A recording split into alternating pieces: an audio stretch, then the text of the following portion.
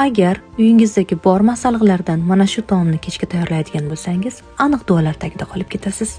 Idishga qiyma, qirg'ichdan chiqarilgan piyoz, chesnok, talqon va tabga ko'ra tuz va ziravorlarni qo'shib, yaxshilab aralashtirib olamiz. Duxovkada pishirishga mo'ljallangan idishga ularni xuddi kotlet ko'rinishida joylaymiz va oldindan to'rg'ab qo'yilgan kartoshkalarni xuddi videodagidek terib chiqamiz. Ha aytgancha, idishni yog'lab yuborish esingizdan chiqmasin. Kartoshka va kotletlarimizni bir tekisda terib chiqqanimizdan so'ng tomatli sok tayyorlab olamiz. Bir osh qoshiq tomat va tabga ko'ra tuz va murch solib yaxshilab aralashtirib, so'ngra kotletlarimiz ustiga quyib yuboramiz.